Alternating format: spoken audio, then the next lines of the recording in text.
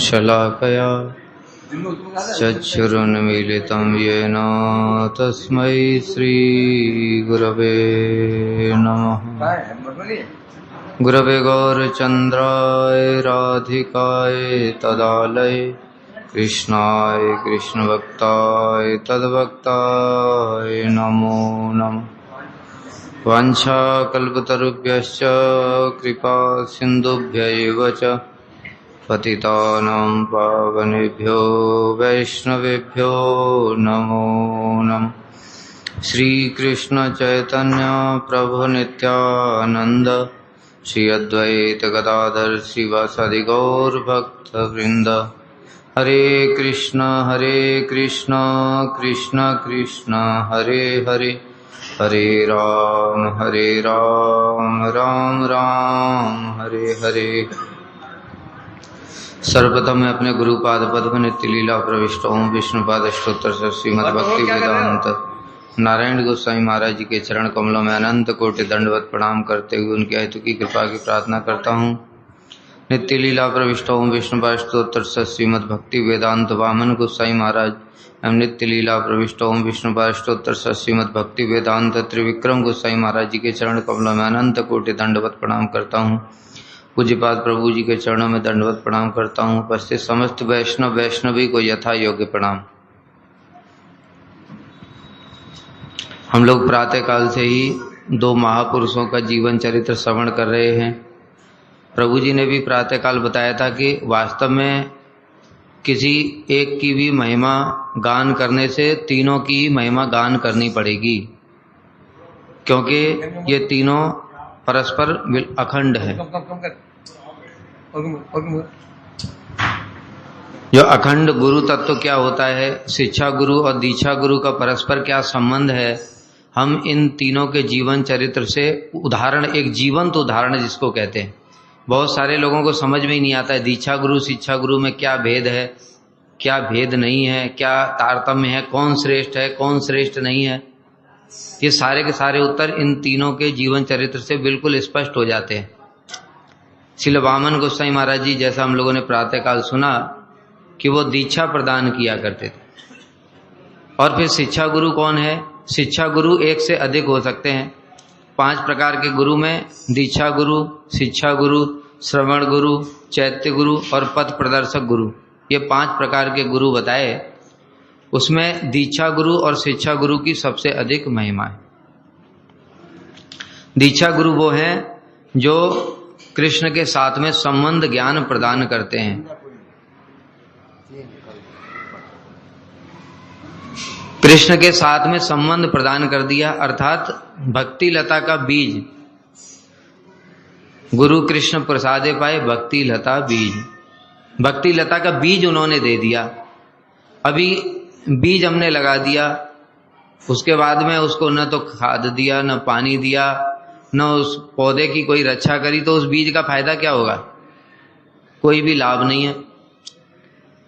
तो उस बीज जो लगाया है, उस बीज को लगाने के बाद में उसको पानी देना पड़ेगा, उसको और दूसरे पोषण जो भी जरूरत है वो देना पड़ेगा। कभी कीड़े लग जाते हैं, उन कीड़ों के लिए फिर मेडिसिन भी देनी पड़ेगी। धूप से, बहुत तेज धूप से भी रक्षा करनी पड़ेगी। जो पशु इत्यादि हैं वो इसको नष्ट ना कर दें, इसके लिए भी रक्षा करनी पड़ेगी। ये सारे के सारे काम शिक्षा गुरु के होते हैं। इसलिए शिक्षा गुरु की महिमा कई बार दीक्षा गुरु से भी अधिक हो जाती है। हमारी जो भागवत परंपरा है उसमें हम लोग ये सब देखते हैं। बिल्कुल परंपरा में श्री जीव गोस्वामी के 3 शिष्य के रूप में श्री नरोत्तम, श्रीनिवास आचार्य, श्यामानंद प्रभु प्रसिद्ध हैं, लेकिन इनके दीक्षा गुरु अलग अलग है। लेकिन तीनों को जीव गोस्वामी का ही शिष्य कहा जाता है, क्योंकि जीव गोस्वामी ने ही उनको श्री रूप गोस्वामी, सनातन गोस्वामी और अन्य गोस्वामियों के जो ग्रंथ हैं, गौड़ीय विचारधारा है, उसमें निष्णात किया, उसमें पारंगत किया, उसकी शिक्षा प्रदान की। तो जो हमको हमारे दीक्षा गुरु ने जो बीज दिया है राधा दास्यम का, उस राधा दास्यम के बीज को उसी प्रकार, उसी मूड वाले शिक्षा गुरु होने चाहिए। इसलिए कहा एक से अधिक शिक्षा गुरु भी हो सकते हैं। हम तत्व सिद्धांत की शिक्षा दूसरे गुरु से भी ग्रहण कर सकते हैं, लेकिन वास्तविक शिक्षा गुरु कौन है? जो उसी दीक्षा गुरु ने जो बीज दिया है उसी बीज के अनुसार ही शिक्षा प्रदान करके उसको पोषण करते हैं। इसलिए हम लोग देखते हैं कि हमारे गुरु जी, उन्होंने वो उस प्रकार की फिर शिक्षाएं प्रदान की। राधा दास्यम किस प्रकार से प्राप्त किया जा सकता है, और शिष्यों को सब प्रकार से शासन करके भी, प्रेम करके भी, सब प्रकार से उस बीज को पोषण करके हम देखते हैं कि उनको कहां से कहां तक पहुंचा दिया। तो ऐसे दीक्षा गुरु और शिक्षा गुरु ये अभिन्न होते हैं। लेकिन जो शिक्षा गुरु उस लेवल के नहीं है, इसलिए बताया गया कि दीक्षा गुरु को भगवान के सामने हम प्रणाम कर सकते हैं, ठाकुर जी के सामने, लेकिन जो शिक्षा गुरु भी दीक्षा गुरु के समतुल्य ही हैं, उनको भी ठाकुर जी के सामने प्रणाम कर सकते हैं। किंतु हर शिक्षा गुरु दीक्षा गुरु के समान नहीं हो सकता, ये भी समझना चाहिए। जो उस लेवल का नहीं है वो शिक्षा गुरु, अब मान लो शिक्षा गुरु केवल निष्ठा तक ही है, उसका संबंध ज्ञान भी नहीं हुआ भगवान के साथ में, हम अनर्थग्रस्त साधक हैं, इसलिए हमारे लिए वो शिक्षा गुरु तो हो सकता है, लेकिन दीक्षा गुरु के समतुल्य तो नहीं हो सकता।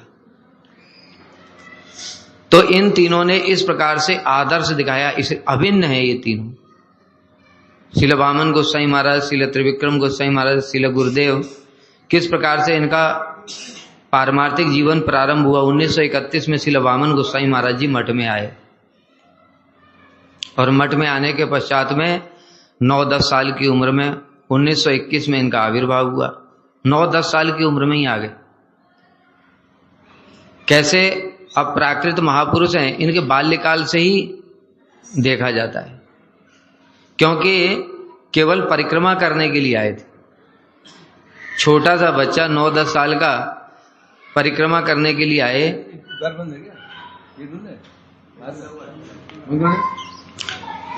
और 10-12 दिनों में ही वैष्णवों के साथ में इतनी अधिक प्रीति हो गई कि वापस लौट कर ही नहीं गए।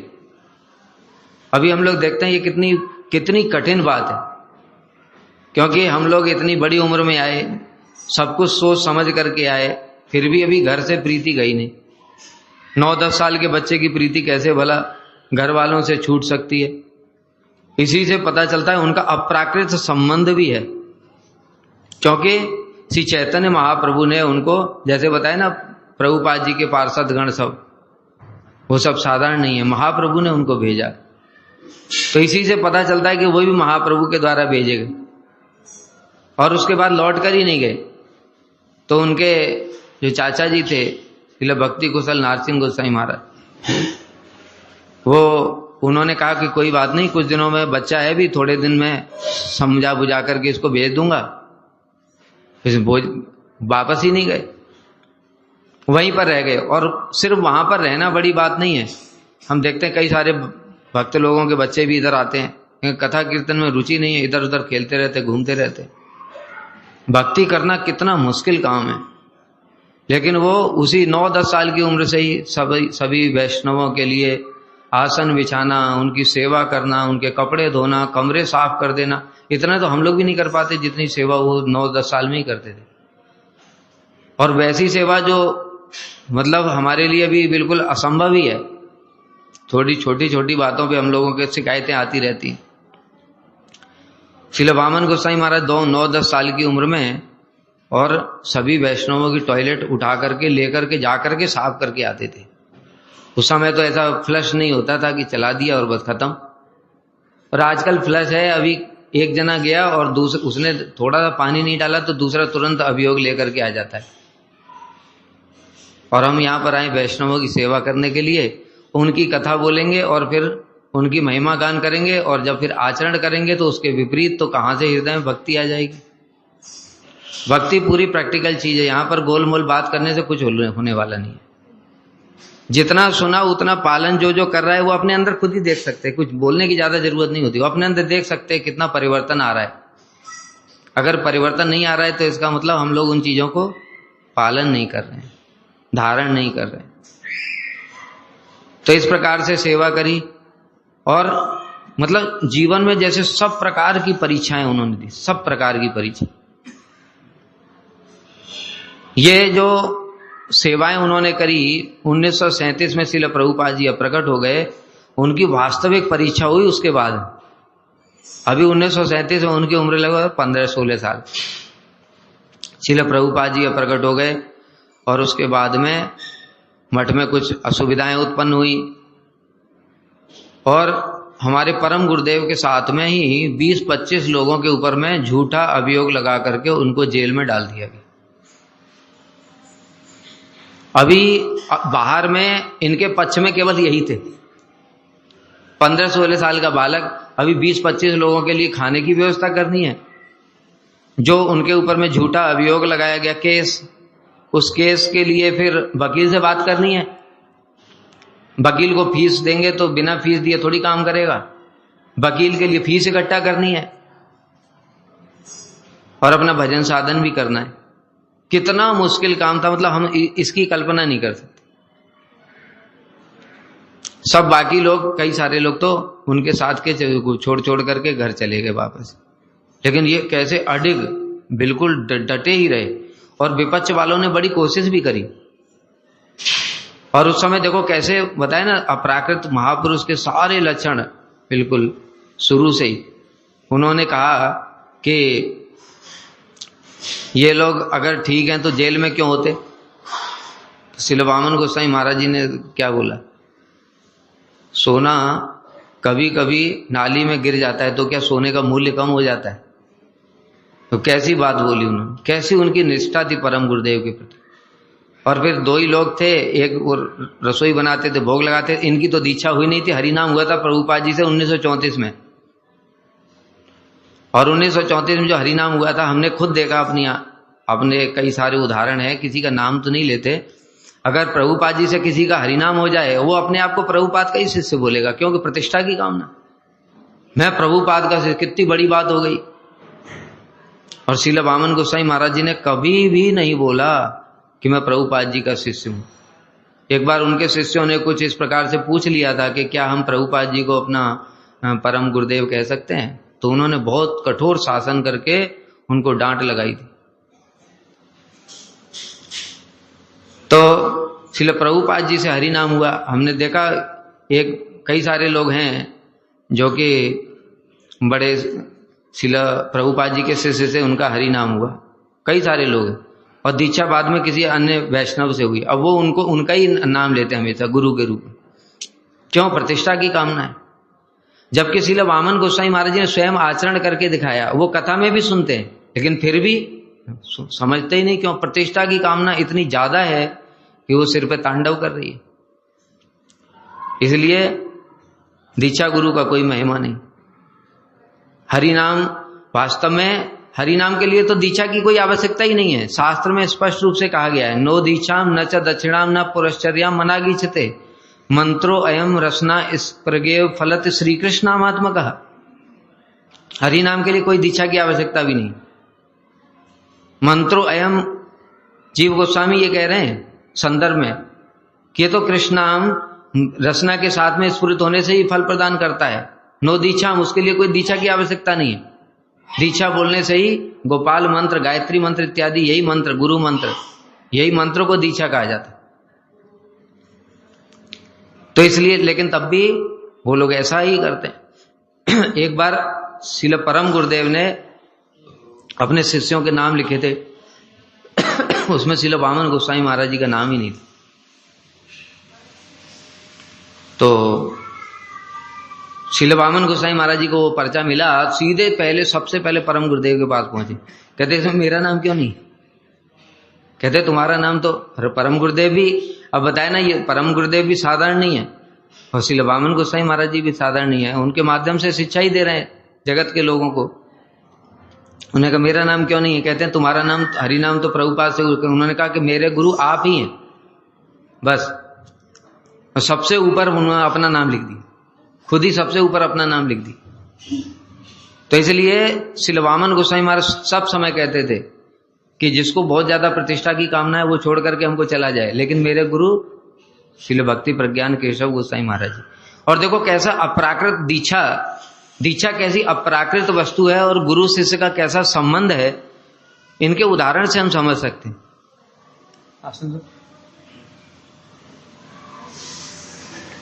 दीक्षा कैसे हुई? वो जो दूसरे प्रभु थे, जब बताया जेल में थे सभी लोग, दूसरे प्रभु थे, वो तो अस्वस्थ हो गए, इनकी दीक्षा नहीं हुई, अब ये रसोई नहीं बना सकते, फिर जैसे तैसे करके व्यवस्था करके ले गए। परम गुरुदेव ने वहां पूछा इतना विलंब कैसे हो गया? उन्होंने कहा कि ऐसी ऐसी बात हो गई, वो अस्वस्थ हो गए, अभी क्या करता मैं। तब नरहरि सेवा विग्रह प्रभु ने कहा कि आप उनको दीक्षा क्यों नहीं दे देते, आप उनको मंत्र प्रदान करो। तब परम गुरुदेव ने जेल के अंदर से दीक्षा प्रदान। बताओ ऐसा कभी सुना गुरु जेल के अंदर ऐसे से बाहर है और दीक्षा हो रही है? 100 प्रकार के संशय हमारे जैसे बद्ध जीव के मन में उत्पन्न हो जाए। लेकिन बताए ना, अप्राकृत संबंध है ये, और इसलिए दीक्षा काले शिष्य करे आत्मसमर्पण। उनका तो पहले से ही दीक्षा हुई है, ये तो केवल अनुष्ठान मात्र ही था। दीक्षा का मतलब क्या है? जो इतने सारे सब झमेले हुए और सब लोग उनको छोड़ करके चले गए, वो अकेले परम गुरुदेव की सेवा कर रहे हैं, वो तो दीक्षा पहले ही हो गई। जो उनकी अटूट श्रद्धा है परम गुरुदेव के चरणों में, वही तो दीक्षा है, और बाकी तो अनुष्ठान है। तो मंत्र देना था तो उन्होंने दे दिया, और इस प्रकार से उनके अथक परिश्रम से वो सारे के सारे जो वैष्णव थे वो बाहर आ गए। अभियोग भी गलत सिद्ध हुआ, क्योंकि वो तो झूठा ही था। लेकिन उसमें मेन बात यही है कि श्रील भक्ति रक्षक श्रीधर गोस्वामी महाराज जी के पास जाते थे, वो जो भी परम गुरुदेव उनको बोलते थे, क्या क्या उनको लॉजिक देने हैं, फिर वो ले जाते थे, क्योंकि श्रील भक्ति रक्षक श्रीधर गोस्वामी महाराज जी वकील थे, उनको दिखाते थे जाकर के। फिर वो उसमें थोड़ा करेक्शन करते थे, कोर्ट में पेश करने के लिए जो कानूनी भाषा चाहिए वो सब दिखाते थे। ऐसे करके जाकर के पैसा इकट्ठा करना, भिक्षा करना, वकील से मिलना, कोर्ट में जाना, उनके लिए प्रसाद का व्यवस्था करना, सब कुछ श्रील वामन गोस्वामी महाराज जी का। इसलिए तो बताया कि परम गुरुदेव बार बार, एक बार नहीं कई बार कहते थे कि सारे मठ में जितने भी सेवक है उनकी सेवा एक तरफ और सज्जन सेवक ब्रह्मचारी की सेवा एक तरफ। वो ऐसी कल्पना भी नहीं कर सकते, बद्ध जीव ऐसी कल्पना नहीं कर सकते, क्योंकि वो पूर्ण शरणागत है, वो भी शुद्ध भक्त हैं, इसलिए पूर्ण शरणागत। कैसी सेवा करते थे? जो कि गुरु के मन को जान करके जो सेवा की जाती है, हम लोग सुनते ना, वही उत्तम सेवा है। गुरु की आज्ञा के बिना ही सेवा करनी। एक समय परम गुरुदेव बैठे थे, पेड़ के नीचे कथा कर रहे थे, वो देखा वहां बहुत सारे पत्ते पड़े हुए, सब इधर उधर गंदगी पड़ी हुई है। तो श्री परम गुरुदेव ने कहा जाओ सज्जन सेवक ब्रह्मचारी को बुला ला। उसी श्री वामन गोस्वामी महाराज जी आए, और आए देखा वहां पे गंदगी पड़ी, कुछ भी नहीं, कुछ बोला ही नहीं, बहुत कम बोलते थे, एकदम शांत रहते थे, सेवा करना, हरि नाम करना बस। और आए और देखा गंदगी पड़ी है, कुछ भी नहीं बोले, परम गुरुदेव को भी कुछ नहीं बोला, ये भी नहीं पूछा क्यों बुलाया। सबसे पहले गए उधर झाड़ू लेकर के आए, वहां झाड़ू साफ कर दिया, और फिर उसके बाद में पूछा परम गुरुदेव को आकर के कि गुरुदेव क्या आज्ञा है। तो उन्होंने कहा कि जो आज्ञा थी वो तो तुमने बिना बोले ही कर दी। ये उत्तम सेवक देखो ऐसे होते, वो तो तुमने बिना बोले ही कर दी। तो वहां पर जो और भी शिष्य गण थे वो बाद में बोले कि गुरुजी आपने हमको बोल देते, इसके लिए इनको बुलाने की जरूरत क्या थी। तो परम गुरुदेव ने क्या शिक्षा दी, इनको मैंने बोला, इनको भी तो कुछ नहीं बोला, लेकिन उसने कैसे आकर के और सब कुछ कर दिया। तो इसलिए जो हम लोग बातें करते हैं बड़ी बड़ी कि गुरु सेवा गुरु सेवा गुरु सेवा, वो इतना आसान चीज नहीं है। परम गुरुदेव भी साधारण नहीं, उनके शिष्यगण भी कोई साधारण नहीं होंगे, लेकिन उसमें भी श्रील वामन गोस्वामी महाराज जी के माध्यम से कैसी शिक्षाएं दे रहे हैं परम गुरुदेव की। ऐसे उत्तम गुरु सेवक, जैसे श्रील प्रभुपाद जी के ऊपर में आक्रमण हुआ, उस समय क्या प्रभुपाद जी ने बोला परम गुरुदेव को कि तुम अपना कपड़ा दो और मैं मेरा कपड़ा पहन लो? प्रभुपाद ने बोला? तो परम गुरुदेव ने बोला।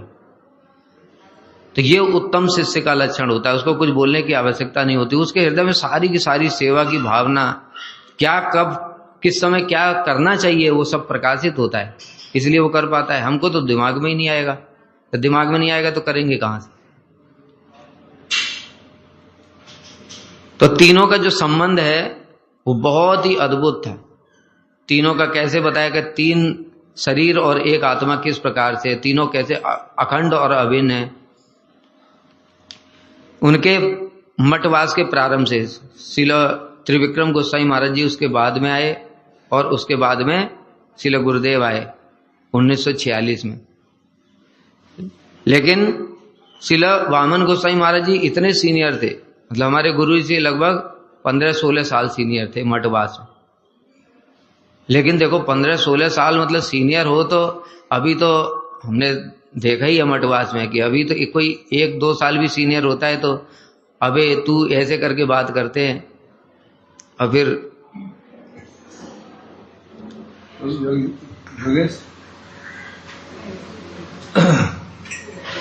मतलब छोटों को सम्मान भी नहीं करते, मतलब ऐसे समझते कि मेरा दास ही है, इस प्रकार की भावना ही है। लेकिन उनका मतलब एक तरीके से गुरु जी के अनुगत्य में वो सारी सेवा किया करते, सारा का सारा दायित्व तो गुरु जी का। श्रील वामन गोसाई महाराज जी आचार्य, लेकिन सारा का सारा अथॉरिटी गुरु जी को। गुरु जी जिसको, जैसे प्रभु जी बता रहे थे सवेरे, गुरु जी जिसको जहां पर बोलेंगे जिसको वहां पर जाना ही पड़ेगा। अगर किसी को वो संतुष्ट नहीं है तो वो साफ मना कर देते कि मैं कुछ नहीं कर सकता, उनसे जाकर के पूछो। ऐसा ऐसा कहां पर देखा जाता है? इसीलिए बताया तीनों का ऐसा संबंध भी है।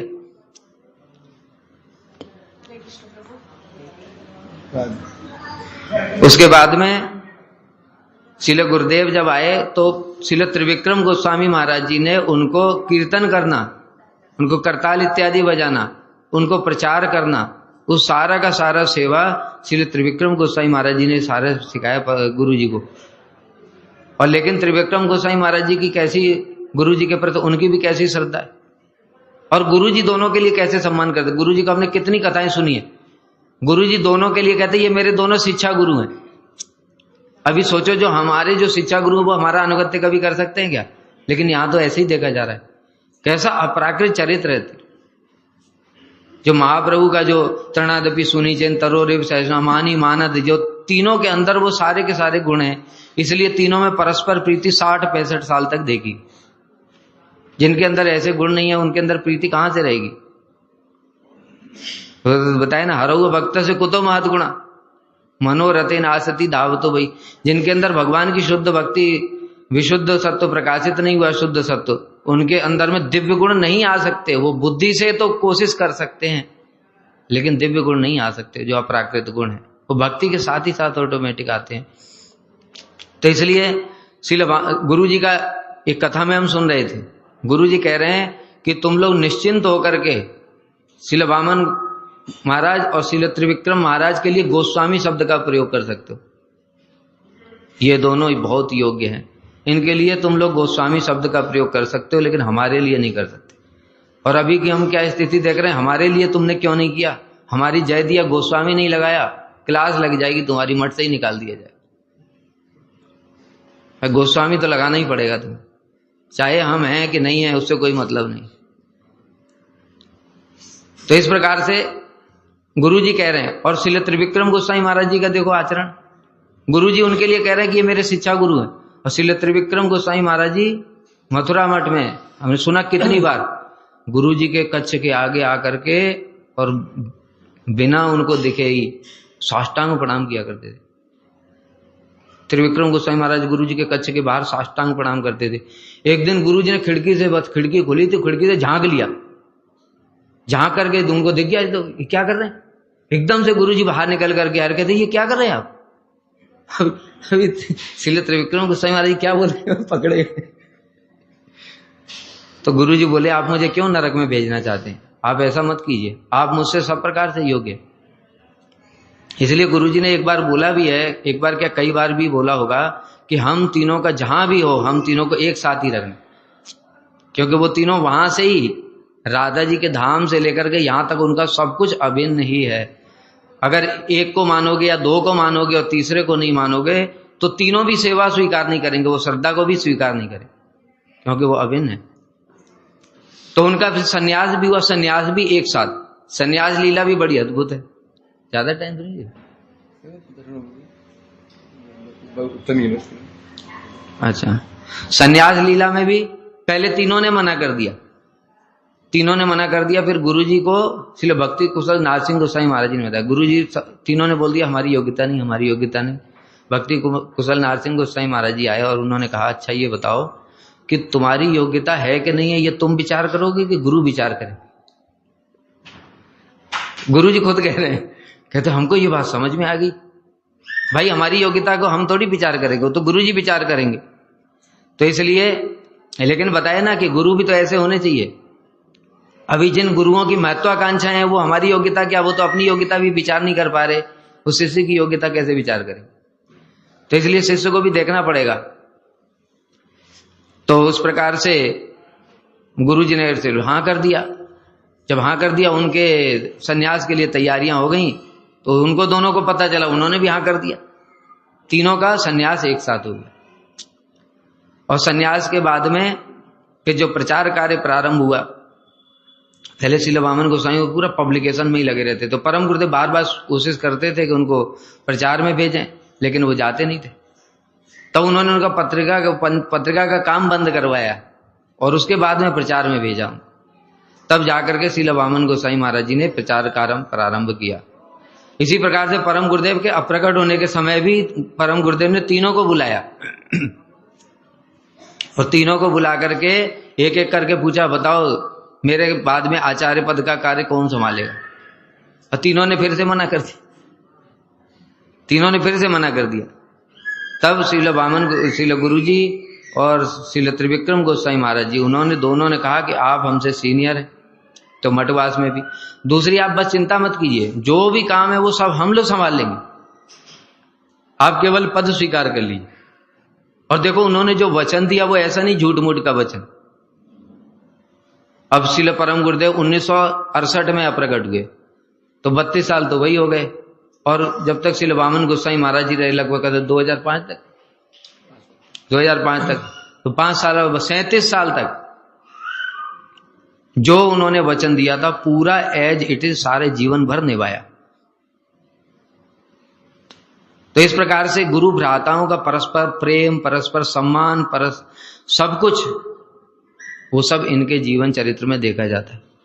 और फिर एक और अद्भुत बात जो पता चली हमको, शायद द्विज प्रभु ने बताई थी, कि जब एक बार नवद्वीप परिक्रमा हो रही थी, तो नवद्वीप परिक्रमा के समय में हमारे गुरु जी को श्रील वामन गोसाई महाराज जी ने बुलाया और बुला करके उनको कहा कि, उनको पहले तो माला दिया, माला देने के बाद में कहा कि देखो गुरु जी की आज्ञा है, गुरु जी का ऐसा आदेश है, पहले त्रिविक्रम महाराज जी जाएंगे, उसके बाद में फिर मैं जाऊंगा, और उसके बाद में आपके लिए अभी गुरु जी ने कुछ कार्य छोड़ रखा है, वो आपको करना है। तो ये सुन करके गुरु जी तो बहुत ही ज्यादा दुखी हो गए और गुरु जी कहने लगे कि आप दोनों नहीं रहेंगे तो मैं क्या करूंगा फिर। तो श्रील वामन गोसाई महाराज जी ने कहा कि ऐसा मेरा कुछ भी नहीं है इसमें, मेरा ये तो गुरु जी का आदेश है, ये तो पालन करना ही पड़ेगा। तो इस प्रकार से एक बार अस्वस्थ हुए तो तीनों ही अस्वस्थ हो गए, ऐसा लगा तीनों के तीनों एक साथ ही अप्रकट हो जाएंगे।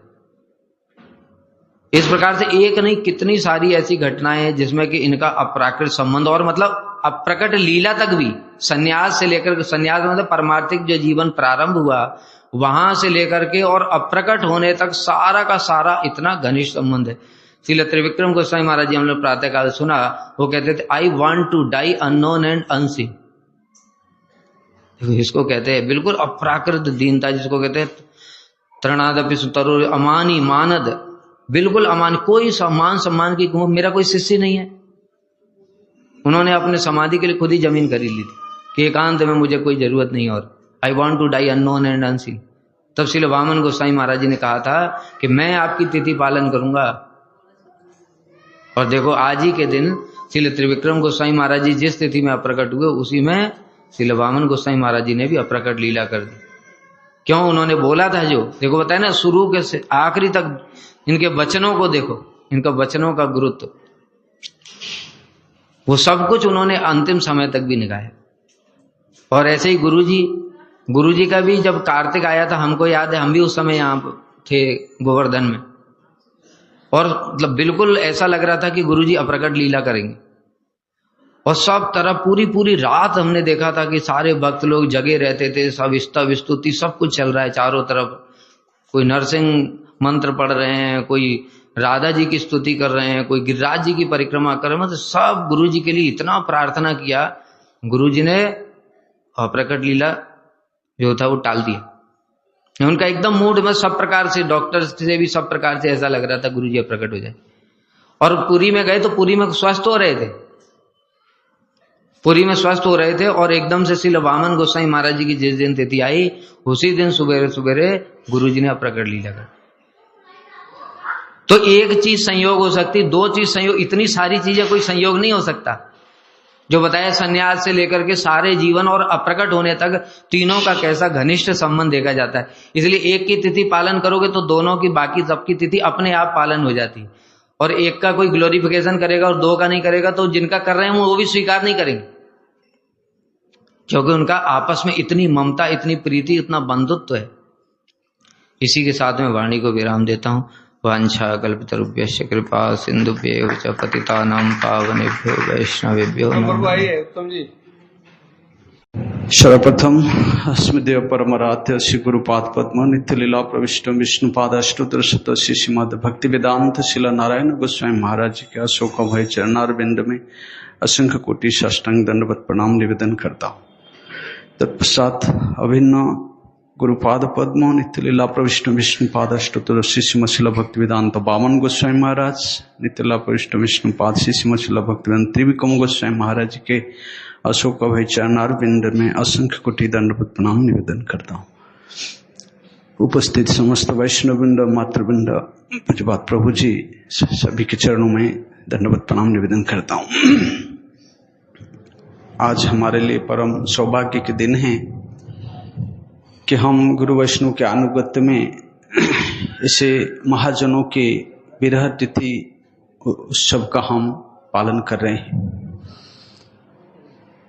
ऐसे महाजनों के महिमा, उनके गुण, उनके चरित्र अनंत हैं, जिनके गुणों में वशीभूत होकर स्वयं भगवान भी उनके गुण को गान करने के लिए सब समय तत्पर रहते हैं।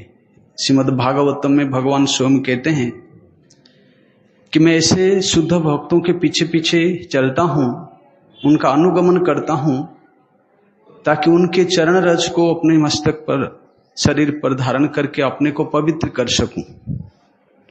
जो भगवान परम पवित्र हैं, जिनको स्मरण मात्र से जीव का अंतर और बाह्य पवित्र हो जाता है।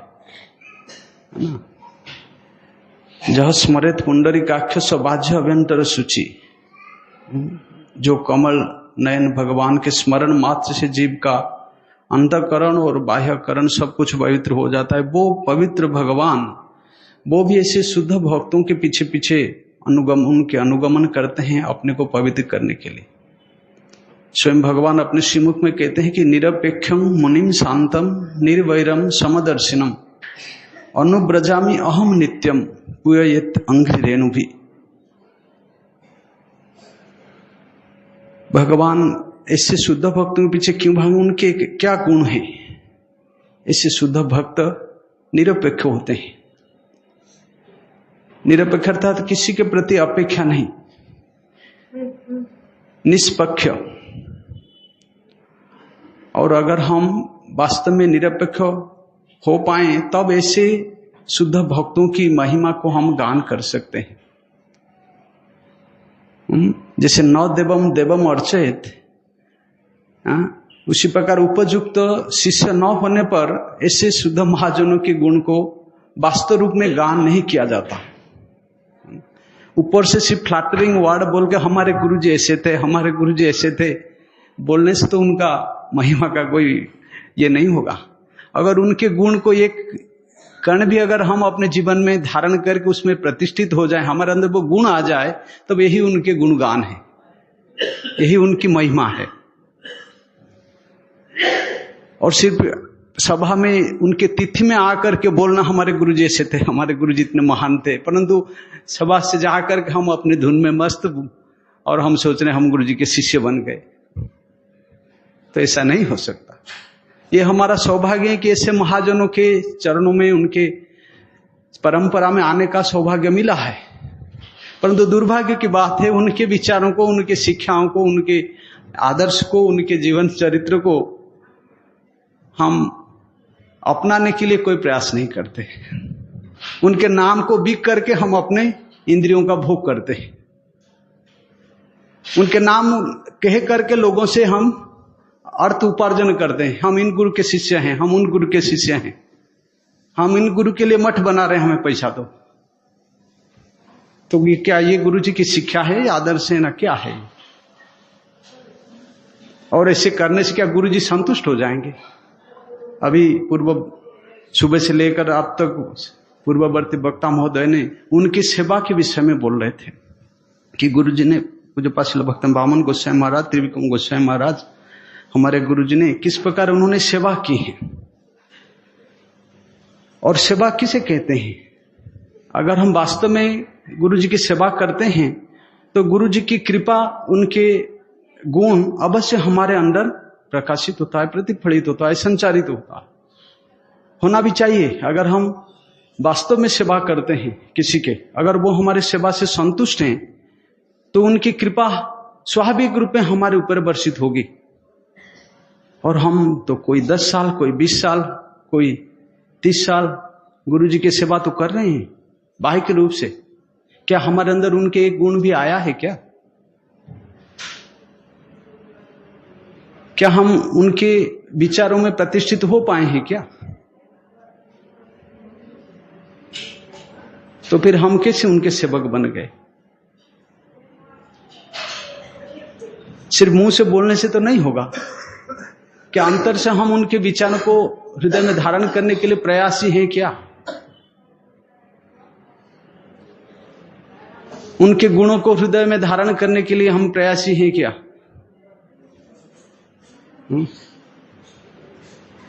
सिर्फ तिथि की उपलक्ष्य में उनके महिमा को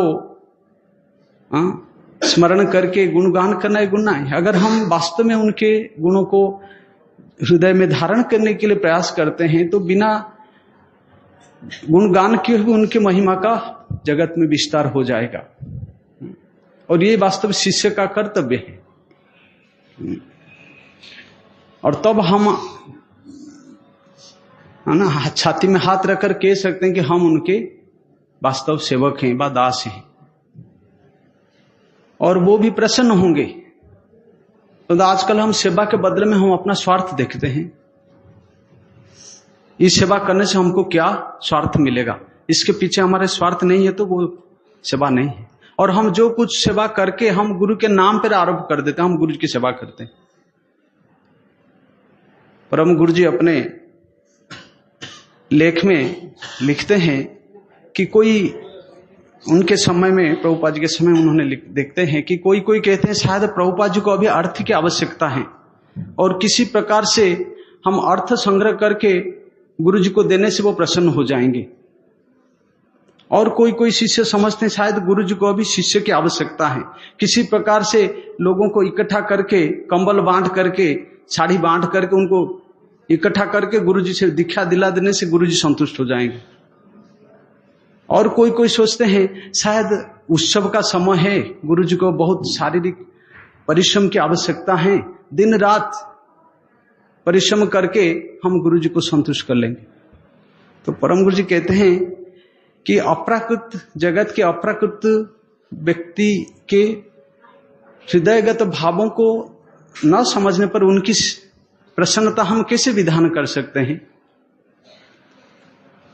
गुरु जी अप्राकृत तत्व हैं, उनके भावनाओं को समझने के लिए उनके अंतर हृदय की, उनके जो अंतःकरण में उनकी जो कृष्ण सेवामयी जो भावना है, उस भावना को अगर हम ना समझें तो उनको हम प्रसन्न कैसे कर सकते हैं।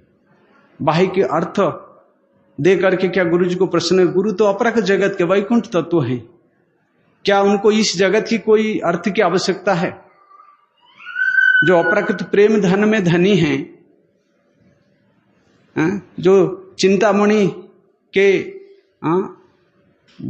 खान सदृश हैं, हरि नाम रूपी चिंतामणि को जो नित्य निरंतर धारण किए हुए हैं, तो उनको कोई जागतिक अर्थ की आवश्यकता है क्या? तो हम कैसे अर्थ देकर उनको जागतिक अर्थ देकर संतुष्ट कर सकते हैं, बा प्रसन्न कर सकते हैं? बा उनको कोई क्या जागतिक शिष्यों की आवश्यकता है? तथाकथित शिष्य, है ना, दल बढ़ाने के लिए शिष्य बनाओ। उसके लिए क्या गुरु, कोई जो सद गुरु हैं, क्या वो ये चाहते हैं? नहीं। और हम जब जो कुछ करके गुरु जी के नाम पर इसको आरोप कर लेते हैं, हम गुरु सेवा करते हैं, तो परम गुरु जी कहते हैं ये गुरु सेवा नहीं है, गुरु जी उस सेवा का स्वीकार नहीं करते, इसको सेल्फ सजेस्टिव नेचर कहते हैं। गुरु जी के नाम पर हम उनके विषयों को भोग करना ही हमारा उद्देश्य होता है। इसलिए गुरु जी की कृपा हमारे ऊपर वर्षित नहीं होती, हमारा हृदय निर्मल नहीं होता, हमारा चित्त पवित्र नहीं होता, हमारे अंदर वो दिव्य गुण प्रकाशित नहीं होते।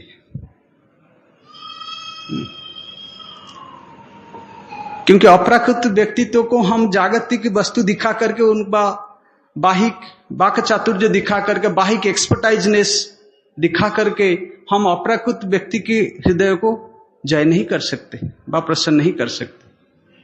वो हमारे अंतःकरण के सब कुछ जानते हैं, हमारे भावनाओं को, हमारे विचारों को, हमारे गुणों को सब जानते हैं। मनेर कथा गोरा जाने फांकी के मने दिवे, सरल हईले गोरार शिक्षा बुझिया लइबे, जदि भजिबे गोरा सरल करे निज मन, कुटी नाटी छाड़ी भजो गोरार चरण। अगर महाप्रभु जी के भजन करना है, गुरुपाद पद्म की भजन करना है, सेवा करने, तो कुटी नाटी को छोड़ना पड़ेगा। कपटता, कपटता अर्थात अपने इंद्रियों की तृप्ति। बाहिक रूप में तो दिखता है हम त्यागी हैं, त्यागी का वेश धारण किया है, मठवास करें, क्या अंदर की वो वृत्ति दूर हुआ क्या?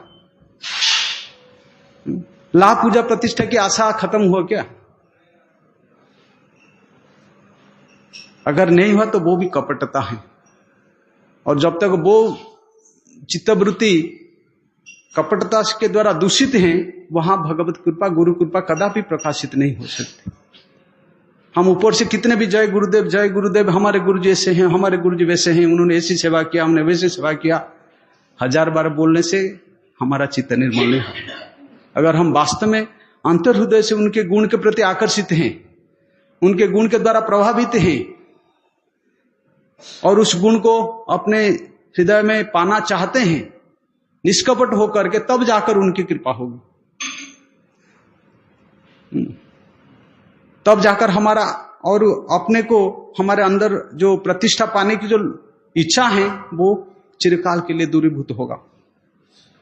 ऐसे महाजनों की कृपा से हम लाखों साधन करने पर, करोड़ों जन्म हरि हरि करने पर भी वो प्रतिष्ठा की आशा दूर नहीं हो सकते। एकमात्र ऐसे प्रतिष्ठा से रहित जो महाजन गण हैं, बड़े सौभाग्य से जिनके चरणों में आने का सौभाग्य मिला है,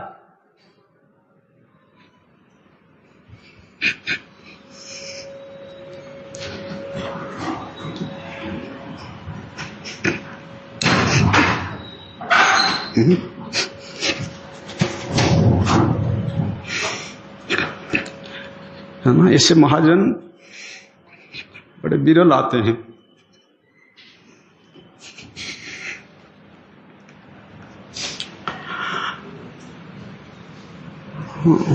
उनके गुणगान करने के लिए मेरे अंदर कोई योग्यता नहीं है।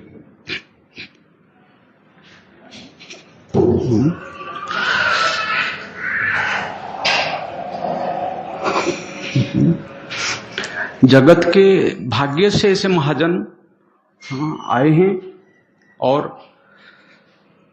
अपने जीवन चरित्र के माध्यम से हमको ये सारे शिक्षाएं दे गए हैं। किस प्रकार इतने बड़े, इतने अनुभवी और इतने भगवत प्रिय पात्र होने पर भी अपने को अत्यंत दीनहीन समझना, अपने प्रति कोई अभिमान का भाव न होना, वैष्णवीय जो गुण ये स्वाभाविक उनमें प्रकाशित है। उन्होंने बाहिक आडंबर करके, ऊपर से दीनहीन का ढोंग करके, अंदर विभिन्न प्रकार की लाभ पूजा प्रतिष्ठा की विष्ठा को हृदय में मल करके लोगों को ठगने के लिए उन्होंने वेश धारण नहीं किया है। उन्होंने अपराकृत गुणों के द्वारा विभूषित हैं, जिनके गुण के सुगंध से सारा जगत उनके प्रति आकर्षित है, जिनके अंदर कोई जागतिक दोष नहीं है, मेरा पराया भाव नहीं है, सारा जगत जिनके लिए अपने कृपा स्नेह के पात्र हैं, वो जगत गुरु पदवाच्य हैं। और आज हम ऊपर से तो कहते हैं हम उनके शिष्य हैं, परंतु अंतर से हम सोचते ये मेरा है, ये मेरा फॉलोअर है, ये मेरे शिष्य हैं, ये मेरा मठ हैं। तो ये क्या गुरु जी संतुष्ट हो जाएंगे क्या? ना कहने पर हम गुरु जी के शिष्य हो जाएंगे।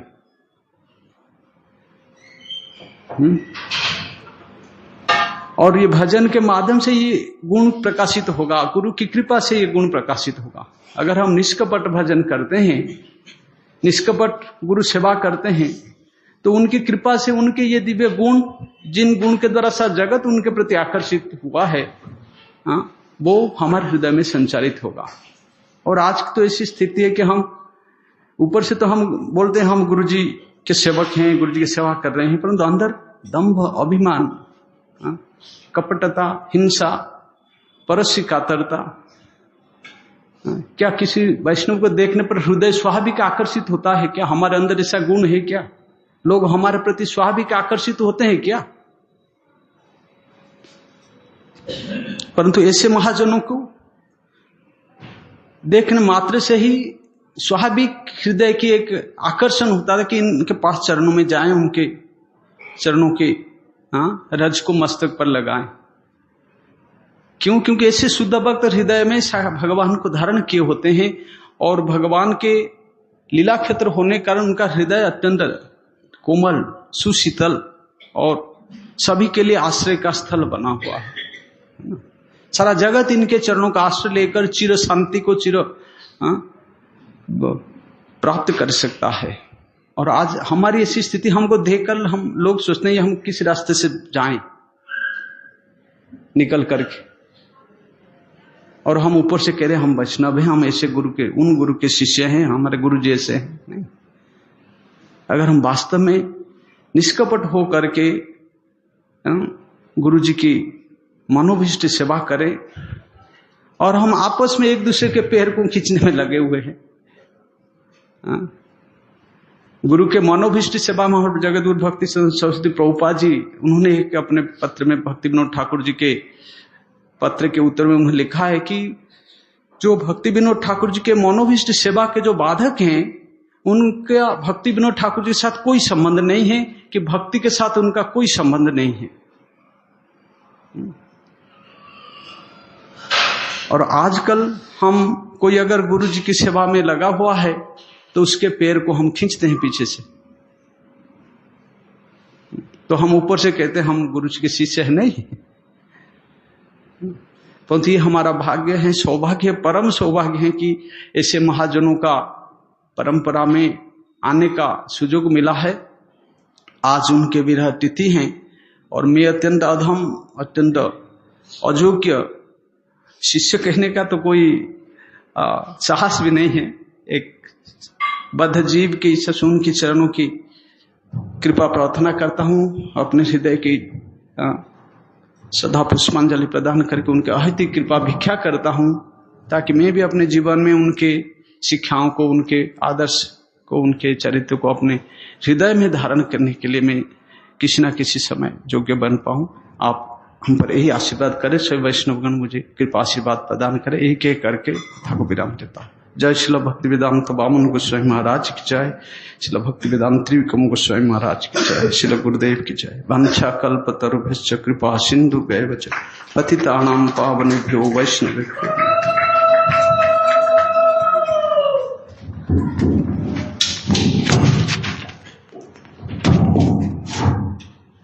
हमें श्रवण किया हम लोगों से श्री गुरुदेव श्री महाराज जी के विषय में। जैसे महाप्रभु ने कहा था दैन्य दया, अन्य मान, प्रतिष्ठा वर्जन, 4 गुण गुण हिया करो कीर्तन।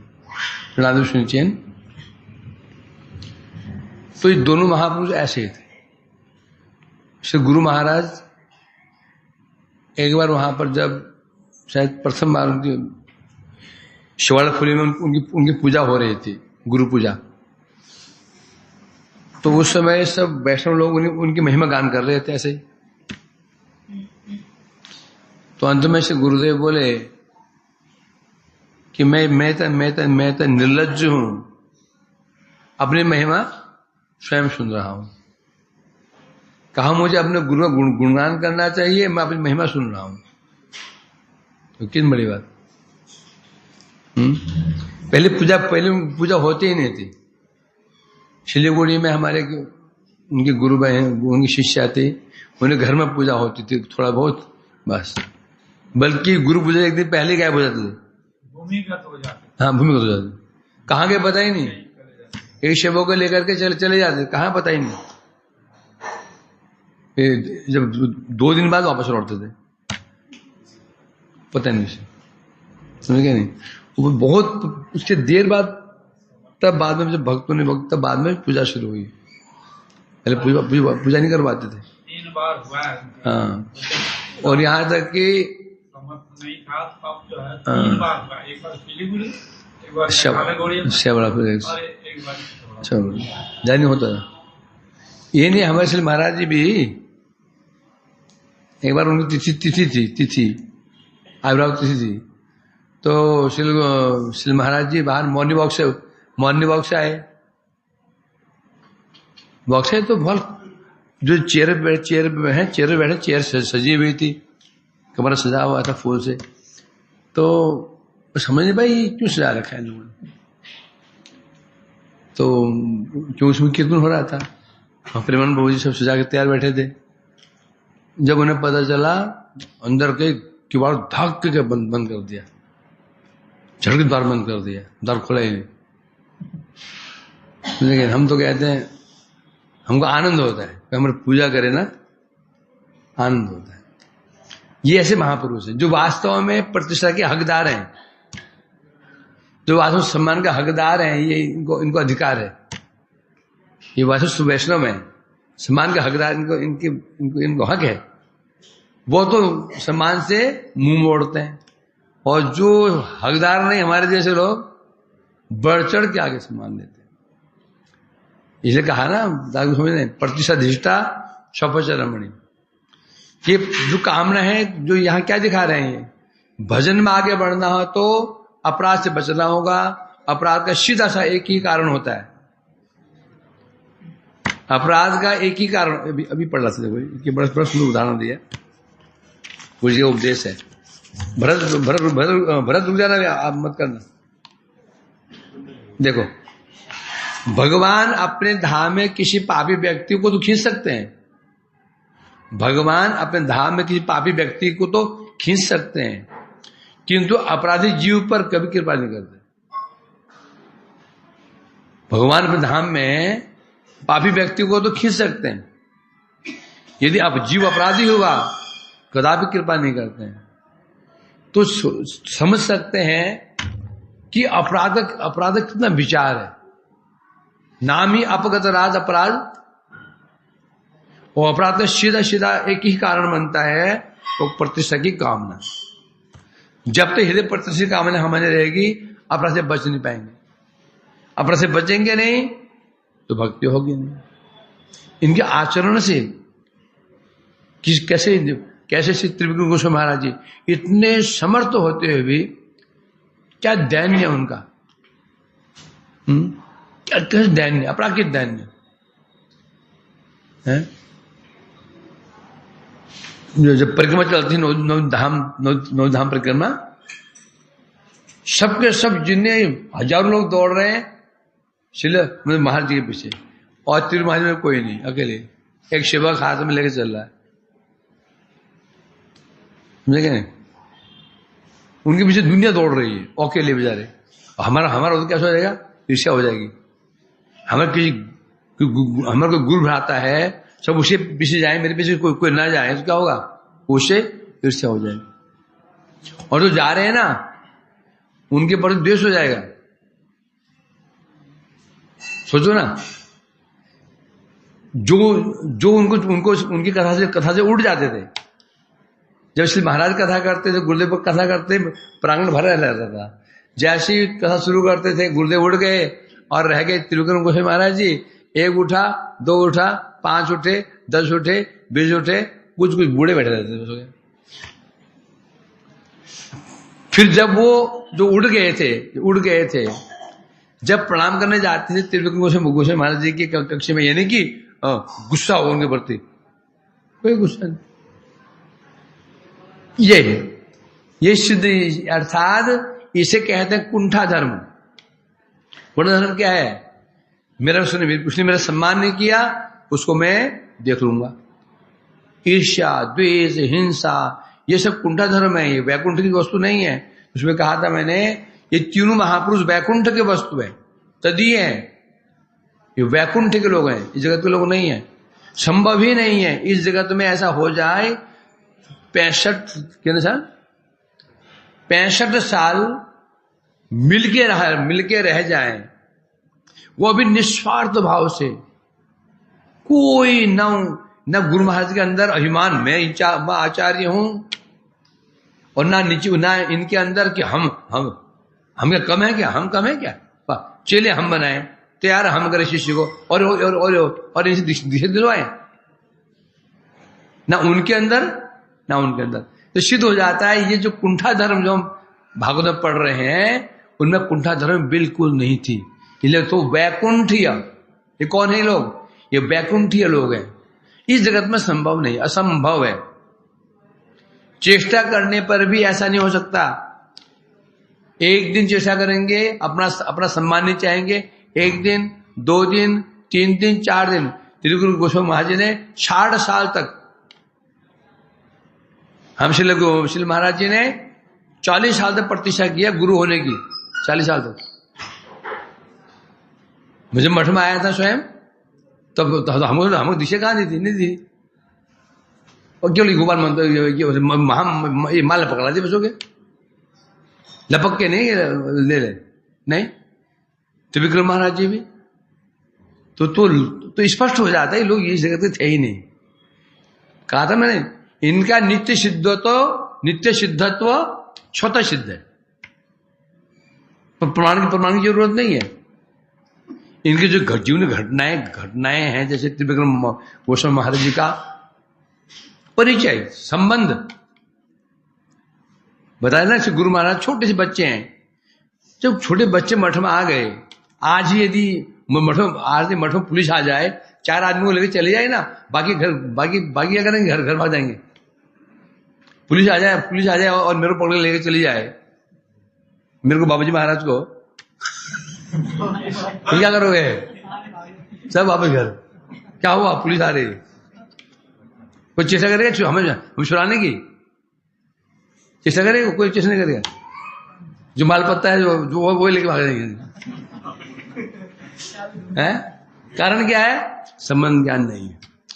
9 साल का बच्चा मठ में आता है, कुछ लोग उनके गुरुवर्ग जेल में चले जाते हैं, वो छोटा सा बच्चा, सोचो यदि परिवार, हमारा परिवार हो, मेरा अपना घर हो, घर में मेरे माता पिता को जेल में हो जाए, पुलिस में जेल में ले जाए, तो मेरी उम्र 9 साल हो, मैं भी क्या करूंगा, लड़ूंगा।